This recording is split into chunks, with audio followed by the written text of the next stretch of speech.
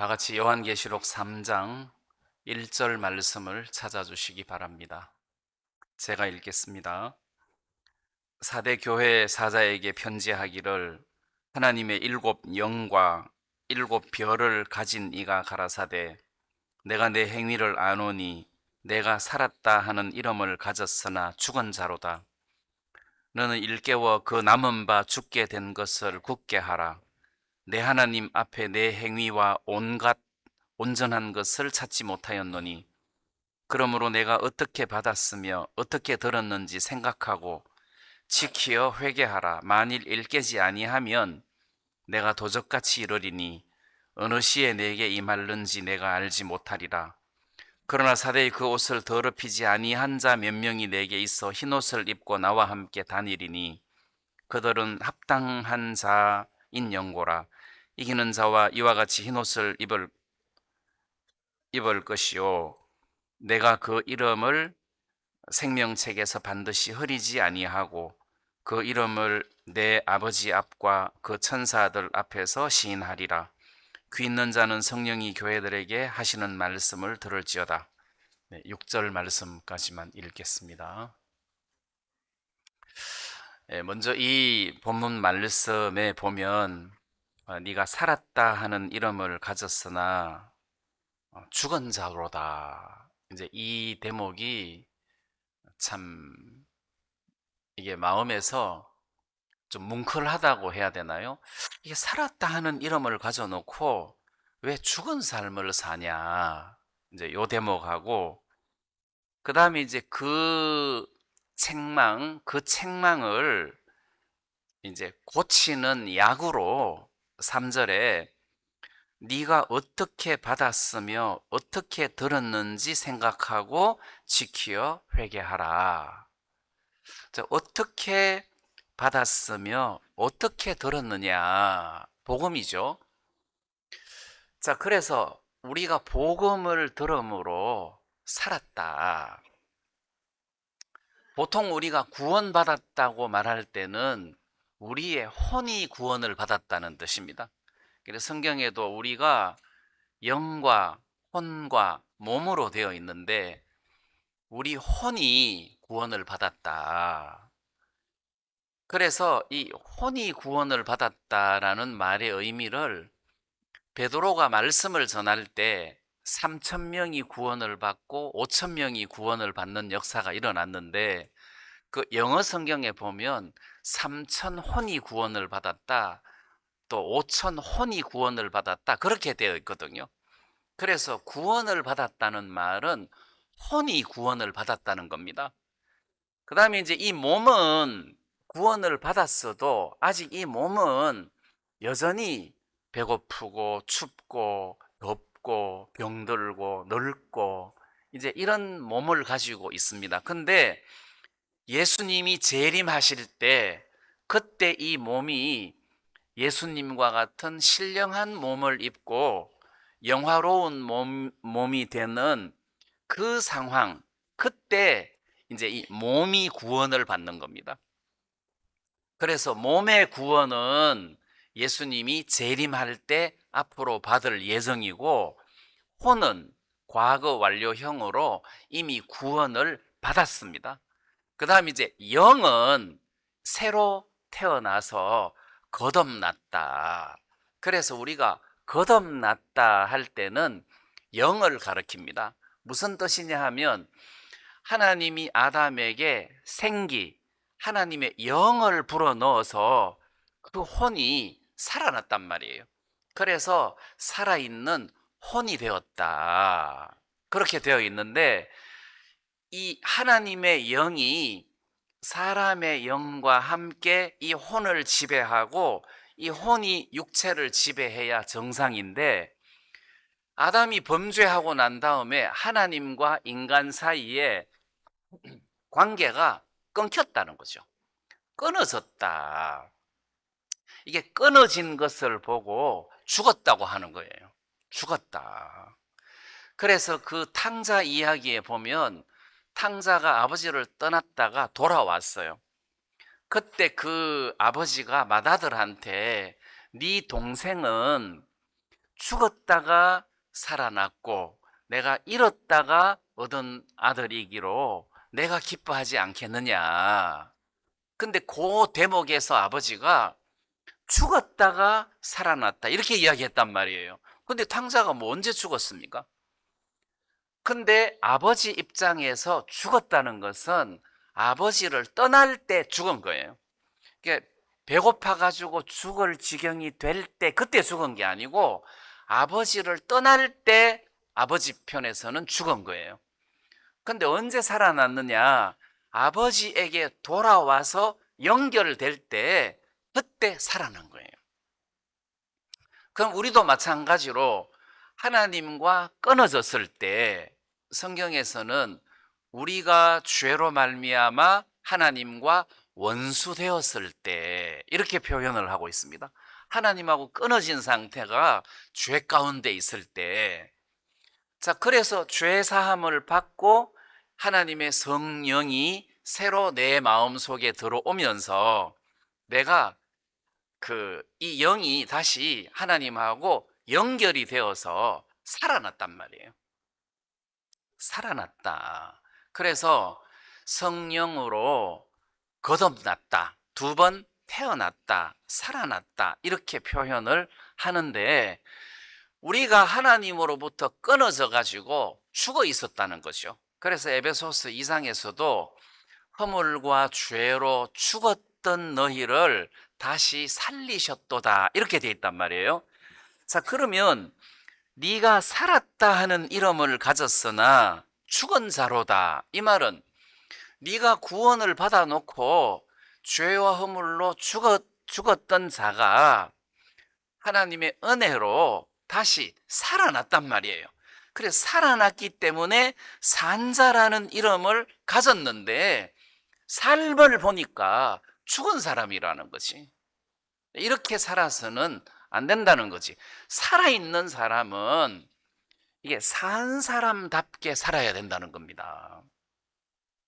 그래서 제가 전에도 말씀드렸지만 형제 하나가 시험에 들어가지고 교회를 안 나와요. 그래서 그 대학교 4학년인데 그 같은 과 여학생을 사귀어가지고 깊이 빠졌어요. 그래서 뭐 여학생만 아롱아롱 보이고 뭐 교회고 하나님이고 완전히 이제 그 문 닫고 이제 이렇게 세상에 젖어 살고 있는데 내가 그 형제를 한번 만나고 싶으니까 그 형제 좀 나한테 데리고 와라. 그랬더니 어느 날 차를 몰고 가서 납치를 해갖고 왔어요. 강제로 태워가지고 왔어요. 그래서 제가 첫 마디가 형제, 왜 그렇게 악한 여자하고 그렇게 사귀냐? 깜짝, 목사님은 자기 여자친구를 본 적도 없는데 큰 친구랑 그렇게 여자친구랑 사귀냐? 아닙니다. 얼마나 순하고 착하고 얌전하고 목사님 몰라서 그래요.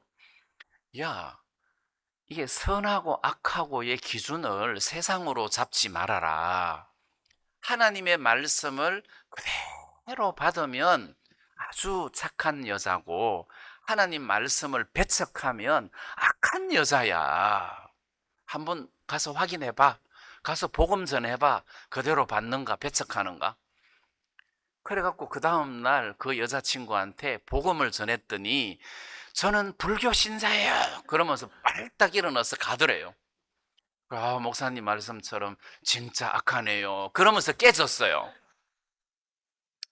그래서 제가 그 다음에 그 한 말이, 야, 형제는 구원받은 사람이야. 마치 호랑이 새끼야, 너는. 근데 왜 강아지처럼 살려고 하느냐. 그래가지고 그때 불이 들어왔어요. 아, 내가 호랑이 새끼인데 강아지처럼 이렇게 살려고 하냐. 네 인생이 너무 아깝다. 진짜 온 산을 누비면서 복음과 함께 살아야 할 호랑이 새끼가 집에 그냥 강아지 새끼처럼 밥 찌꺼기만 먹고 산다는 게 너무 아깝지 않느냐. 그때 그 제 교재 말씀을 받고 또 교회 생활을 하고 막 이렇게 하면서 지금은 복음 전도자가 되어 있는데, 그 형제만 그런 게 아니고 여러분들이 그렇다는 거예요. 여러분들은 산자라는 이름을 가졌다는 거죠. 한번 신문에서 보니까 고흥에서 어떤 분이 홍합을 삶아 먹다가 진주가 나왔어요. 진주가. 그래서 그 진주는 크고, 그 다음에 둥글고, 그 다음에 빛이 이렇게 까만색일수록 가치가 있대요. 그래가지고 이게 진주다 싶어갖고 그 보석 파는데 금은방에 갔대요. 이게 뭐냐? 그러니까 2천만 원 줄 테니까 팔아라 하더래요. 그러면 팔면 되겠어요, 안 되겠어요? 안 되지. 이제 아주 큰 도시로 가가지고 그거를 내놓으니까, 이게 진주인데 진주의 가치는 일단 크고, 그 다음에 둥글고, 타원형이면 둥글고, 그 다음에 색깔이 검은 색깔. 그래서 흑진주라 하잖아요. 그래, 이게 보통 시가로 이 정도면 한 5천만 원 정도 됩니다. 그래서 팔려면 여기서 팔고, 안 그러면 뭐 딴데 가시든지 알아서 하세요. 그러니까 그때서야 이게 시세가 한 5천만 원 좀 되구나 해가지고 여러분들을 굉장히 부러워하는 눈치로 쳐다보는데, 내가 지금 이 이야기를 하는 이유가 여러분들이 흑진주를 품은 조개라는 거예요. 조개는 뭐 한 마리를 사도 한 2만 원 주면 살 수 있을 거예요. 그냥 이렇게 한 다발을 사도 가치가 없다는 거예요. 여러분들이 겉으로 보면 그냥 조개예요. 뭐 그걸 누가 하나 달라 그러면 공짜라도 줄 수 있는 인생이라는 겁니다. 정말 가치 없는 인생이에요. 근데 구원을 받음과 동시에 여러분들은 흑진주를 품은 조개처럼 여러분들은 굉장히 가치 있는 존재가 된 거라는 거죠. 그래서 사도 바울은 내가 이 질그릇에 보배를 가졌으니 했단 말이에요. 이 질그릇에 보배를 가졌다, 이 말은 우리식으로 하면 나는 홍합이라는 조개인데 이 속에 진주를 품었다. 이 나를 10,000원 주고 사가서 가겠느냐. 이 시세가 5천만 원짜리인데, 그러면 그 진주를 품은 홍합을, 그 홍합이 여러분들 집에 있으면 그거를 어디다가 놓겠어요? 그냥 아무데나 구석에 처박아 놓겠습니까? 진주를 품은 홍합이면 이걸 누가 가져갈세라 한쪽으로 중요한 곳에 고이 간직하지 않겠느냐는 거예요. 이게 함부로 돌리지 않는다는 겁니다. 자, 그러기 때문에 우리의 가치는 이름이 산자다. 우리는 살아있는 자다. 우리는 진주를 품은 조개다. 근데 삶은 죽은 자처럼 사냐? 왜 진주가 없는 조개처럼 나를 그냥 세상에 내어주느냐? 그렇게 해서는 안 된다는 거죠. 그래서 여러분들이 구원을 받은 사람으로서 그 가치를 알아야 된다는 겁니다. 나는 구원을 받은 사람이다. 하나님이 보실 때 우리의 가치는 대단하다는 것입니다. 그리고 우리도, 야, 내가 이렇게 구원받은 사람이구나. 내가 살아있는 사람이구나. 나는 살았다. 이게 이 살았다 반대가 죽었다 아니에요? 죽은 자다 이런 뜻이죠. 그럼 구원 안 받은 세상 사람들은 죽은 사람이에요. 죽은 사람이다. 부럽습니까? 죽은 사람이 부럽습니까? 그걸 부러워해서는 안 되죠. 돈 많은 죽은 사람을 부러워하고, 뭐 권력 있는 죽은 사람을 부러워하고, 그렇게 해서는 안 된다는 것입니다. 이게 우리는 산자다. 우리는 대단한 사람이다. 자, 그것을 믿음으로 받아들이고 좀 여러분들이 고급스럽게 행동할 필요가 있다는 거죠. 어디 아무 데나 가서 아이고 내 같은 인간이 그러면 안 돼요. 여러분들은 대단한 사람인데 여러분들은 그 사람을, 죽은 사람을 살릴 수도 있는 능력을 가지고 있다는 거죠. 복음으로 죽은 자를 살릴 수 있는 능력을 가진 사람이다. 그래서 우리가 우리를 스스로 함부로 내치면 안 된다. 우리는 하나님이 보실 때 굉장히 귀한 사람이다. 그걸 발견해야 된다는 거죠. 하나님하고 연결되어 있는 사람이다. 어제 제가 잠깐 말씀드렸지만 맡기운 자들에게 주장하는 자세를 가지지 말아라 할 때 이 맡기운 자라는 것은 하늘나라를 상속받은 백성이다, 이런 뜻이라 했습니다. 하늘나라를 상속받은 백성이라면 그 사람은 대단한 사람이라는 거죠. 그 사람을 무시해서는 안 된다. 그런 사람 위에 주인 행세를 해서는 안 된다. 왜? 그 사람이 주인이거든요. 자, 그래서 우리는 구원을 받았다는 이 자체가 굉장히 대단한 것이다. 하나님하고 연결되어 있다. 이 부분을 여러분들이 일단 생각을 하셔야 돼요. 그 다음에 이 하나님하고 연결되어 있다는 것을 좀 더 설명을 하기 위해서 나무로 표현을 한다면 나는 가지고 하나님은 뿌리라는 거예요. 하나님은 뿌리고 나는 가지다.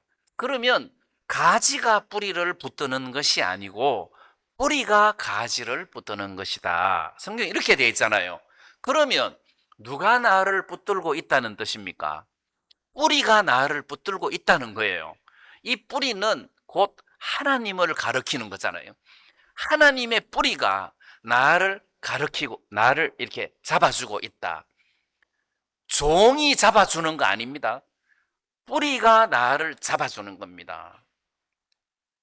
그 다음 하나, 로마서 말씀에 돌감람나무가 참감람나무에 접붙임이 되었을 때 돌감람나무를 참감람나무에 접붙임을 하면 원래는 돌감이 열려야 맞아요. 그 가지 본성에서 열매가 맺히거든. 예를 들어 탱자나무에 귤을 접붙이면 탱자가 열립니까? 귤이 열립니까? 귤이 열린다는 거죠. 탱자가 열리는 게 아니에요. 귤이 열려요. 그러면 참감람나무에 돌감을 붙이면 돌이 열린다는 거죠. 돌감람나무가, 열매가. 근데 로마서 11장의 그 바울의 말씀에는 본성을 거스려, 이렇게 돼 있어요. 본성을 거스려. 그러니까 우리가 돌감람 열매를 맺어야 되는데 이 뿌리가 능력이 있어 갖고 돌감람 열매를 맺어야 되는 본성을 밀어내고 뿌리의 본성으로 참감람 열매를 맺게 한다는 뜻이에요. 본성을 거스려. 자, 우리가 내 자신이 내 스스로 이 본성을 거스릴 수 있겠습니까? 안 된다는 거죠. 본성은 절대 거스릴 수가 없어요. 근데 나를 붙들고 계신 하나님이 구원을 받고 난 다음에 하나님과 내가 연결되어서 그 뿌리가 나를 붙잡아주고 본성을 밀어내고 참감람나무 열매를 맺게 하는, 이게 산자라는 것입니다. 산자다. 그래서 나의 나된 것은 하나님의 은혜로 되는 것이지 내 본성에 의해서가 아니라는 겁니다. 하나님의 은혜로 말미암아 나의 나된 것이다. 바울이 복음 앞에 평생을 몸바쳐서 복음을 섬길 수 있었던 그것이 바울의 본성이 아니고 하나님의 은혜라는 거예요. 하나님의 은혜다. 자, 그러기 때문에 내가 구원을 받고 난 다음에 하나님이 나를 붙잡고 계신다는 것을 믿는 믿음이라는 거예요. 뭐 그게 어때서 그게 아니라 내가 죄 사함을 받았다는 사실을 발견하는 거예요. 아, 나는 의인이구나. 그래서 발견하는 거예요. 그게 믿음입니다. 마찬가지로 하나님이 나를 붙잡고 계시구나 하는 것을 믿는 믿음이에요. 어릴 때 자전거를 배우는데 자전거도 없으니까 동네 친구가 자전거를 배웠는데 형이 가르쳐 줬어요. 그래서 나도 쫄라가지고 나도 자전거 타는 법을 좀 가르쳐 줘. 자전거를 주는 내가 탈 줄을 모르잖아요. 근데 자전거를 나를 태우고 뒤에서 형이 잡아요. 그래서 나는 넘어지는데 뒤에서 잡으니까 안 넘어지죠. 그래서 나는 페달만 밟는 거예요. 넘어질 것을 걱정할 필요가 없는 거야. 뒤에서 형이 잡아주니까. 그래서 운동장을 몇 번 돌았어요. 형이 나를 잡고 있어. 형이 나를 잡고 있어. 해서 돌았어요. 근데 나중에 한참 돌다가 보니까 형이 없는 거야. 그때 마음에서 두려움이 막 찾아오더라고. 근데 그때는 이미 내가 자전거를 배운 상태였어요. 형이 없다는 것을 알았어도 내가 자전거를 배운 상태였어요. 근데 자전거를 내가 못 배웠을 때, 형이 나를 잡고 밀어주는구나 하는 믿음을 가지고 있으니까 넘어질까봐 두려워하거나 걱정을 하지 않더라는 거죠.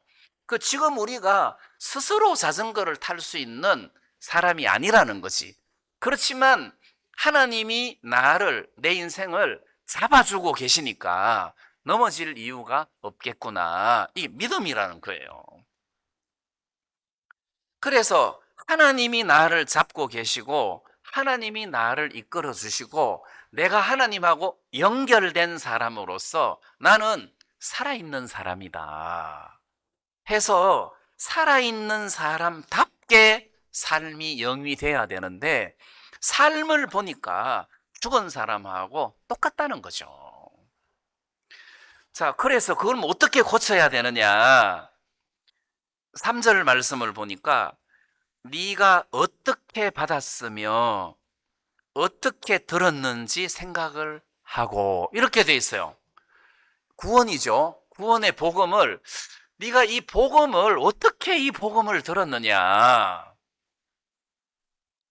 이제 우리로 말하면 우리 세대 말고 우리 윗세대에 딕 선교사님이 한국에 오셔가지고 그 무렵이 1960년대 초예요. 1960년대 초에 외국 복음적인 선교사님들이 한국에 오셔가지고 이제 복음을 전했단 말이에요. 많은 사람들에게 복음을 전했어요. 근데 그 선교사님들이 한국에 그 당시에 1960년도에는 우리가 북한보다도 못 살았어요. GNP가 북한보다 낮았어요. 진짜 못 살던 시대였단 말이에요. 그래서 딕 선교사님이 한국에 오셔서 복음을 전할 때 너무 배가 고파갖고 많이 굶주렸는데 나병 환자촌에서 나환자가 딕 선교사님에게 닭을 한 마리 갖다 줬다는 거죠. 그걸 닭고기만 먹은 게 아니고 그 뼈를 또 삶아서 꼬아 먹고 해서 일주일 내내 그 닭국물을 우려 먹었다 하잖아요. 그래서 그분들이 엄청나게 고생을 하면서 이 복음의 씨앗을 뿌렸단 말이에요. 그러면서 그 복음의 씨앗이 흘러서 여러분들과 내게까지 온 거 아니에요. 뭐 제가 자랑할 것은 아니지만 제가 1983년에 결혼을 하고 바로 광주에 교회를 개척을 했어요. 결혼을 하고 개척을 한 게 아니라 교회를 개척을 하려고 하니까 결혼이 필요하더라고요. 그래서 개척을 위해서 결혼을 한 거예요. 그 대신 결혼을 하면서 그 결혼 자금을 전부 다 모아가지고 예배당 얻는 데 썼어요. 그때 나는 전도인이라 돈이 하나도 없었고, 제 아내는 교사 출신이라 퇴직금도 있고 돈 모아놓은 게 좀 있었어요. 그래서 그 돈을 그대로 모아가지고 결혼 비용을 최대한 아끼고, 그리고 신혼여행을 갈 때 도시락을 사가져 갔어요. 그러면 어느 정도로 그 결혼 비용을 아꼈는지 이해가 되시죠? 도시락을 그것도 2개를 사가져 갔어요. 그 얼마나 빵빵하게 밥을 사주었는가. 그걸 1개 가지고 둘이 먹고, 그 다음날 아침을 또 그 도시락 먹고, 점심은 중국집 가서 짜장면 싸 먹고 그러고 왔어요. 그게 신혼여행이었어요. 그리고 나머지 돈을 다 교회 개척하는데 다 썼어요. 그래도 돈이 모자랐죠. 그때 저는 은행 가는 사람을 이해를 못했어요. 얼마나 돈이 많으면 은행에다가 돈을 저금을 하냐. 그게 이해가 안 갔어요. 그때 우리는 라면을 한 상자를 사면 일주일이 안 가서 그 라면을 다 먹었어요. 한 번은 슈퍼를 갔더니 벌써 다 드셨어요 하더라고. 너무 창피해가지고 이번에는 여기서 사고, 이번에는 여기서 사고, 그래야 이게 소비 시간 타이밍이 맞으니까 또 왔어 이렇게 할까봐. 그만큼 라면으로 이 끼니를 많이 때우고, 한 번은 집회를 했어요. 손님들을 이제 식사 대접을 해야 되는데 이 조만한 석유 골로에다가 많은 밥을 하니까 위에는 설고 밑에는 타잖아요. 그래서 누룽지가 많이 생겼는데 그 누룽지를 모아놨어요. 그래서 살다가 보니까 그 누룽지를 야곱야곱 먹었는데 나중에는 진짜 숯덩이 같은 거 빼고는 다 먹었어요. 그래서 그 한 번은 이게 돈이 10,000원이 생겼는데 내 평생 소원이 통장 만드는 거였어요. 통장 만드는 거. 그래가지고 그 통장을 교회 옆에 주택은행 가가지고 통장을 만들었어요. 10,000원을 넣었어요. 그 다음 달에 또 10,000원 넣고 그 다음 달에 다 찾았어요. 그게 이제 제 은행 첫 번째 그 은행 거래였어요. 그래 그 후로 그 통장 계좌를 계속 갖고 있어요. 그게 나중에 주택은행이 국민은행하고 합병되고 뭐 어쩌고 하면서 그거를 내가 계속 갖고 있는데, 그 이유가 하나님, 내가 그때 10,000원을 은행에 저축한 것은 돈이 남아서 저축한 게 아니라 내 평생 소원이 통장 만드는 거였어. 내가 그런 마음으로 하나 만들고 10,000원 넣고 10,000원 넣고 그 다음 달에 20,000원 찾았는데 그 계좌는 살아 있었잖아요. 그래서 제가 윗 선배들에 의해서 고생한 것은 아니지만 이렇게 해서 그때 우리가 복음을 많이 전했어요. 그게 1980년대 초, 그 다음에 거의 2000년대까지 복음을 굉장히 많이 전하고, 또 그때 우리나라에 구원받는 역사들이 굉장히 많이 일어났었어요. 여러분들은 복음을 쉽게 받아들였는지 모르지만 이 복음을 여러분들에게 전하기까지 그 과정 속에서 굉장히 많은 사람들이 수고하고 핍박을 받고 고생을 했다는 사실을 알아야 된다는 거죠. 그러면 성경식으로 말하면 사도 바울이 복음을 전하는 동안 많은 유대인들에게 핍박을 받아서 돌에 맞아 죽을 뻔한 적도 있었고, 빌립보에서는 두들겨 맞고 감옥에 들어간 적도 있었고, 그래서 그 빌립보 간수가 구원을 받았단 말이에요. 그러면 그 빌립보 간수가 내가 어떻게 구원을 받았냐? 내가 그날 감옥을 지키는데 한참 졸다가 눈을 떠보니까 감옥 문이 다 열린 거야. 그때 그 당시의 법은 죄수 하나를 놓치면 그 형을 자기가 살아야 돼요. 감옥 문이 다 열렸는데 그 죄수가 다 빠져나갔으면 자기가 그 형을 다 받아야 되잖아요. 야, 이러느니 내가 차라리 죽는 게 낫겠다 해서 자결하려고 하는데 바울이 네 몸을 상하게 하지 말라. 그래가지고 아무도 도망간 사람이 없구나 해서 그 바울을 자기 집으로 데려가서 맞은 자리를 씻기고 복음을 듣고 구원을 받고 이런 일이 있었단 말이에요. 야, 진짜 내가 구원받은 것을 생각하면 하나님의 은혜다. 하나님이 나 같은 사람을 구원하려고 이 귀한 하나님의 종을 일부러 감옥에 집어넣게 하시고, 그리고 지진이 일어나 가지고 옥문이 다 열렸는데도 도망도 안 가시고, 야, 나를 구원하시려고 하나님이 이렇게 역사를 하셨구나. 그리고 그 전해준 복음에 의하면 하나님의 아들 예수 그리스도가 내 죄를 영원히 깨끗하게 씻겨주셨는데, 그런 하나님의 은혜를 생각하면 내가 정말 복을 받은 사람이다. 그 간정을 매일 만나는 사람들에게 해야 될 거 아니에요. 내가 어느 날 근무를 서는데 너무 피곤해갖고 졸다가 눈을 떠보니까 옥문이 다 열려 있더라.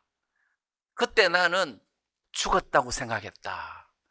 그리고 또 실제로 자살하려고 칼을 빼들고 자결을 하려고 했다.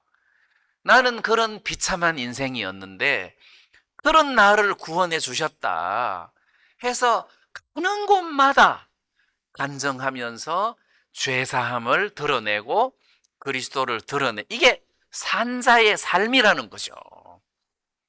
근데 4대 교회가 살았다 하는 이름은 가졌는데 삶을 보니까 죽은 사람하고 똑같이 살더라. 이건 아니다. 그래서 주님께서 어떻게 이 말씀을 받았는지, 어떻게 이 복음을 받았는지, 들었는지 생각을 해봐라. 이거는 대단한 것이다. 이 복음이야말로 이 세상에서는 진짜 유일한 뉴스다. 이게 진짜 굿 뉴스다. 그래서 이것을 생각을 하고, 그렇지, 내가 이렇게 앉아 있어야 될 사람이 아니지, 이래야 된단 말이에요. 사사기에 보면 나무들이 왕을 뽑는 이야기가 나옵니다. 나무들이 우리도 왕이 필요하다 해가지고 나무들이 모여가지고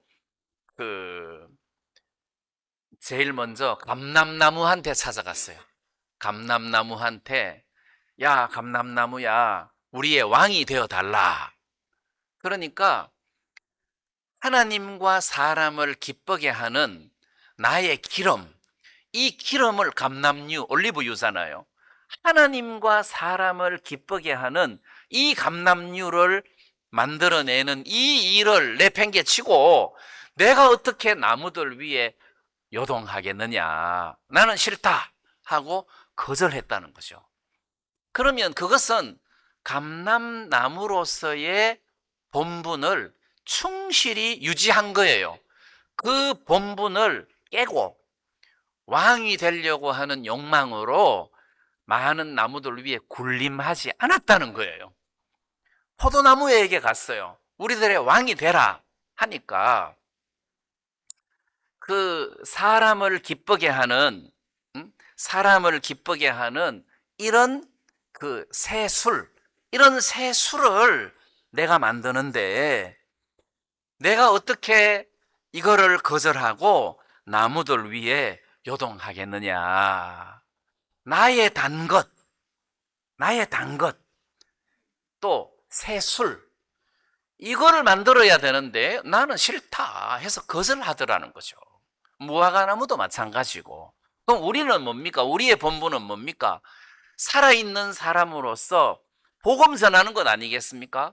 만나는 사람들에게 복음을 전하고 그리스도를 전하는 것, 이게 산 사람으로서의 그 삶의 목적이라는 거예요. 복음을 전하는 것.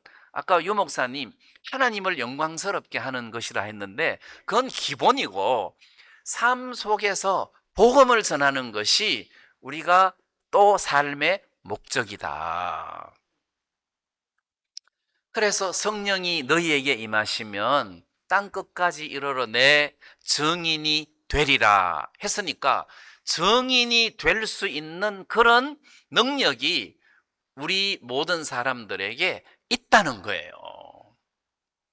자, 그래서 우리가 살아있는 사람인데 왜 죽은 사람처럼 그렇게 살아야 되냐? 우리는 호랑이 새끼다. 우리는 가치 없는 그냥 한 자루에 2만 원 하는 그런 홍합이 아니고 흑진주를 품은 홍합이다 해서 여러분들이 믿음을 가지고 세상에서 담대하게 살아야 된다. 네, 이 말씀을 드리고 싶습니다. 그래서 수양이 마치고 다시 집으로 돌아가시면 이런 믿음을 가지고 담대하게 살아야 되겠다 하는 이런 어떤 마음을 가졌으면 좋겠습니다. 그 다음에 이제 3장 17절에는 제가 안 읽었지만 워낙 유명한 말씀이라 같이 한번 또 생각을 해보겠습니다. 내가 말하기를, 라오디게아 교회죠. 나는 부자라 부요하여 부족한 것이 없다 하나. 여기 나는 부자라 부요하여 부족한 것이 없다, 이렇게 살면 안 된다는 거죠. 여기 부족한 것이 없다 할 때 어떤 말씀이 연상되느냐 하면 시편 23편이 연상된단 말이에요. 다윗은 나는 부자다, 나는 왕이다, 부족한 것이 이렇게 말하지 않았다는 것이, 다윗은 여호와는 나의 목자시니 내가 부족함이 없으리로다 이랬단 말이에요. 자, 예를 들면 어린아이는 돈을 많이 가지고 있어야 돼요. 엄마를 가지고 있어야 돼요. 엄마를 가지고 있어야 돼요. 어린아이가 돈 많이 가지고 있으면 큰일 나요. 강도당해요, 강도. 어린아이가 돈 많이 갖고 있으면 불행해서요, 그 돈을 다 쓰지도 못하거든. 그럼 어린아이가 우유를 많이 가지고 있으면 되냐? 그것도 안 돼요. 어린아이는 엄마만 있으면 돼요. 말을 못해도 괜찮아요. 어린아이는 엄마만 있으면 돼요. 그래서 어린아이는 어디 갔다 오면 엄마부터 찾잖아요. 엄마가 어딨냐? 엄마가 없다. 그럼 울잖아요. 지혜로운 거죠. 우리는 영적으로 어린아이와 같다. 그러면 돈이 있어야 되느냐? 우리의 보호자이신 예수님이 있어야 되느냐? 보호자이신 예수님이 있어야 된다는 거죠. 그래서 여호와는 나의 목자시니, 주님은 나의 목자시니 부족한 것이 없으리로다, 이 믿음을 가져야 되는데, 나는 부자라 부유한 것이 없다, 그래서 나는 부족한 것이 없다, 그러면 완전 세상 사람이라는 거죠. 그래서 저는 모세가 바로 공주의 아들이라 일컬음을 거절하고, 또 포도나무, 감람나무, 무화과나무가 왕을 거절하고 본분에 충실했던 것처럼 우리가 세상을 살면서 이게 거절할 줄 알아야 돼요. 여러분들은 건강을 위해서 음식을 거절하잖아요. 음식을 거절하잖아요. 우리 목사님들 방에 그 새우깡하고 이게 하여튼 이런 그 과자를 많이 갖다 놨더라고. 근데 한 명도 손을 안 대더라고요. 한 개도 안 먹었어요. 한 개도 안 먹었어요. 왜냐하면 이제 다들 이제 나이가 자꾸 들어가니까 이게 해롭다 하는 것을 아는 거예요. 근데 입은 땡겨요. 입은 땡겨요. 근데 안 좋다는 것을 아니까 거절하는 거예요.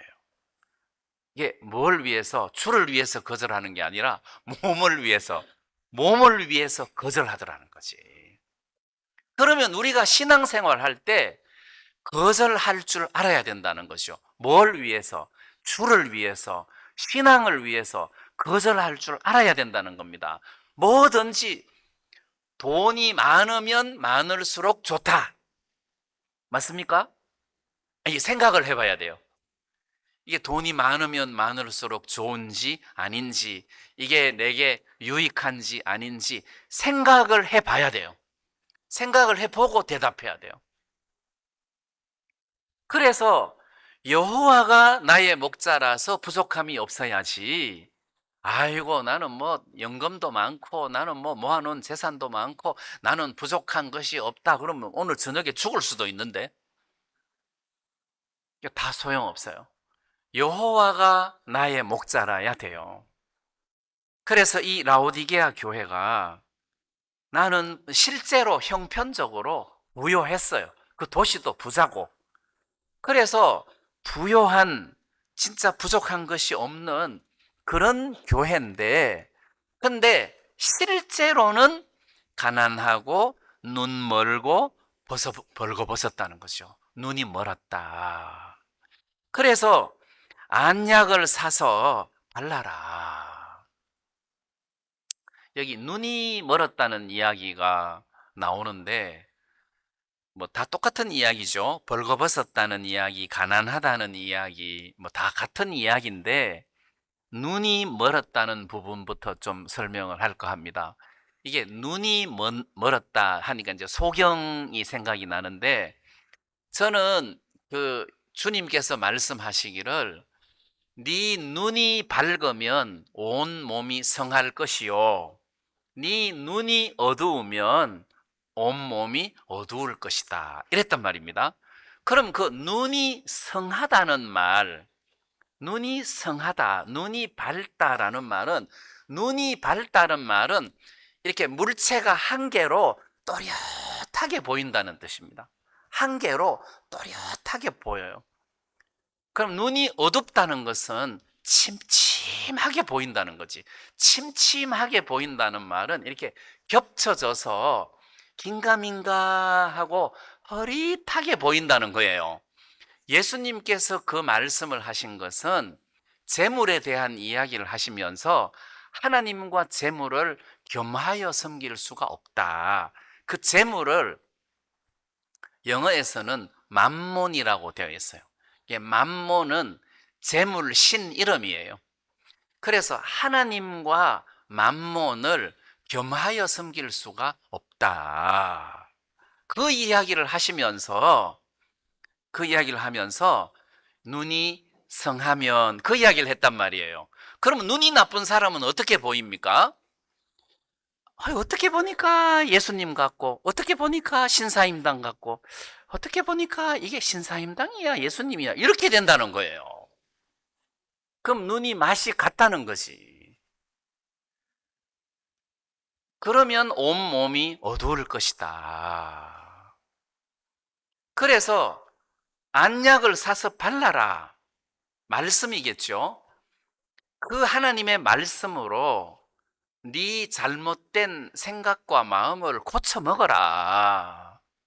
우리 눈에 예수님만 또렷하게 보여야 된다, 이런 의미 아니겠습니까? 그래서 여러분들이 예수님이 눈에 보여서, 예수님이 내 인생의 주인이시기 때문에 나는 부족한 것이 없다, 네, 이런 고백을 했으면 좋겠다, 이제 이 말씀을 좀 드리고 싶고, 그 다음 이제 마지막으로 20절 말씀에 보면, 내가 문 밖에 서서 두드리노니 누구든지 내 음성을 듣고 문을 열면 내가 그에게로 들어가 그로 더불어 먹고 그는 나로 더불어 먹으리라. 이거는 보통 복음 전할 때, 너 구원 안 받았잖아, 예수님 영접 안 했지, 그 예수님께서 네 속에 주인으로 들어가고 싶어서 문 두드리고 있어. 빨리 영접해. 그래 구원받아. 요런 그 말씀으로 많이 보급이 돼서 우리 보고 구원이 아니기 때문에 빨리 예수님을 영접하고 구원받아라 소린가? 이렇게 해석할 요지가 있는데 그렇게도 사용할 수 있지만 지금 여기서 이야기하는 것은 예수님을 영접해서 구원을 받아라는 의미가 아니고 목적이 교제예요. 그래서 내가 문 밖에 서서 두드리노니 문을 열면 내가 그에게로 들어가서 그로 더불어 먹고 그는 나로 더불어 먹으리라. 이게 교제예요. 그러니까 주님과 나 사이에 원만한 교류를 말한다는 것입니다. 일방적으로 주님 앞에 기도만 하고 아멘 하고 돌아가는 것이 아니라 요즘 주님이 내게 뭐라고 말씀하시지? 이게 있어야 된다는 거죠. 요즘 네가 무슨 마음으로 살지? 주님이 요즘 너에게 어떤 말씀을 하고 계시냐? 그래서 주님은 나한테 요즘 너 좀 거절하는 법을 배워야 돼. 너 좀 거절할 수 있어야 돼. 뭘 거절하죠? 살면서 생각해봐. 뭐든지, 뭐든지. 그래서 모세가 바로의 공주의 아들이라 일컬음을 거절하고 얼마나 멋있냐. 바로의 공주의 아들이라는 신분으로 신앙할 수 있냐. 못한다. 그래서 신앙할 수 있는 것을 걸거치게 만드는 아주 좋은 요소가 있다면 거절해야 된다. 특히 이게 여러분들이 저를 목사님 하고 높여서도 안 되고 그냥 존경하는 의미, 좀 귀하게 여기는 마음, 그 정도면 되는 거예요. 무슨 이 시대의 유일한 이렇게 해서는 안 된다는 거지. 그런 인간은 세상에 없어요. 그런 인간은 한 명도 없어요. 다 사람이라는 겁니다. 자, 그래서 주님은 이게 우리하고 교류하기를 원한다는 거지. 그래서 서서 문을 두드린다는 겁니다. 이게 서서 문을 두드린다는 말은 두드렸다가 다리 아프니까 저 가서 앉아 있는 게 아니고 서서 계속 문을 두드린다는 것이 우리하고 교제하고 싶다는 겁니다. 교제하고 싶다는 겁니다. 그래서 여러분들이 하나님의 말씀을 묵상하고 있노라면 마음에서 하나님이 주시는 음성이 있을 겁니다. 네가 마음이 교만하다든지 요즘 네 마음이 너무 왼쪽으로 치우쳤다든지 정치적인 이야기가 아닙니다. 네가 세상으로 좀 치우쳤다든지 해서 여러분들이 신앙생활을 하는 동안에 이게 주님으로부터 받는 마음이 있어야 됩니다. 주님으로부터 주님이 요즘 나에게 이렇게 말씀하시는구나 해서 그것을 교훈으로 삼아서 살아야 할 필요가 있다.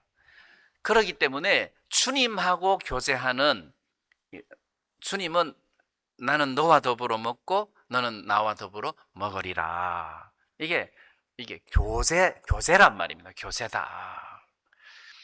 이런 부분들은 굉장히 중요한 거예요. 어떤 그 교사가 아내가 죽었어요. 초등학교 5학년짜리 딸 하나를 남겨놓고 이제 아내가 죽었어요. 그래서 11월 달인데 한 달 내내 이제 학교를 가니까 이 외로운 딸을 돌볼 시간이 없는 거예요. 그래서 저 딸하고 같이 시간을 보내주고 싶은데 자기가 시간이 없는 거예요. 드디어 12월 달이 됐어요. 방학을 했어요. 야, 좋겠다. 이제는 딸하고 시간을 보내야지. 좋겠다. 하는데 딸은 아침만 딱 먹고 자기 방에 딱 들어가서 문 딱 잠그고 안 나오는 거예요. 그 밥 먹는 시간이 되면 딱 나와서 밥 먹고 딱 들어가서 문 딱 걸어 잠궈 놓고 안 나오는 거예요. 그러니까 이 아버지가 너무 마음이 아픈 거라. 딸하고 같이 이렇게 있고 싶은데 저 문 닫고 있으면 너무너무 마음이 아픈 거예요. 크리스마스가 됐어요. 딸이 자기가 실로 벙어리 장갑을 만들어 가지고 크리스마스 선물이라고 아버지한테 준 거예요.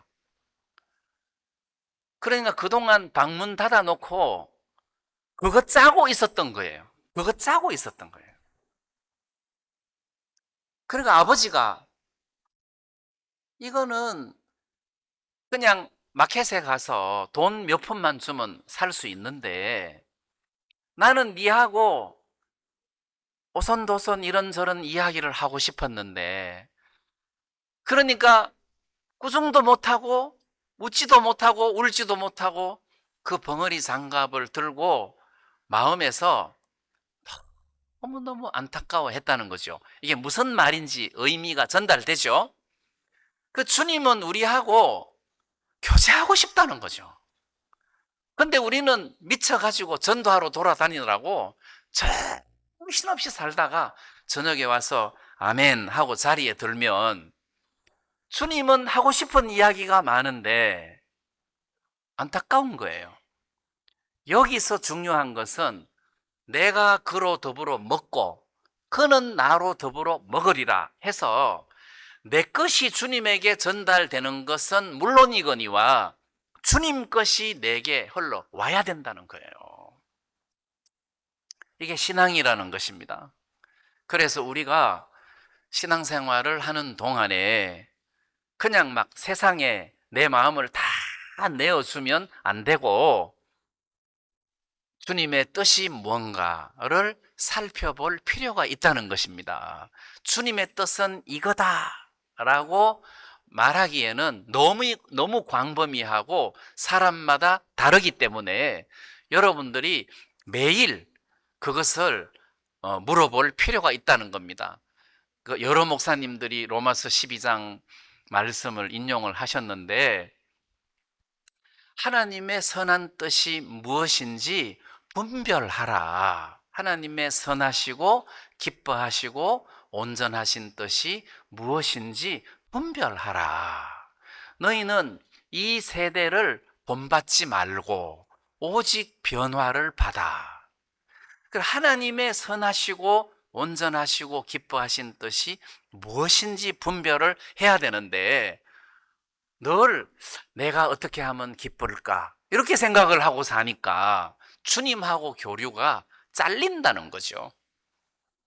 네, 그래서 라오디게아 교회에 꾸중하신 그 주님의 말씀을 우리 삶하고 좀 적용을 시켜서 여러 주제로 제가 말씀을 드렸는데 주님은 이런 것을 원하시는구나 하는 그런 마음을 여러분들이 기억하시고 우리는 이렇게 살아있는 성도로서의 삶을 살았으면 좋겠습니다. 말씀 여기까지 드리겠습니다.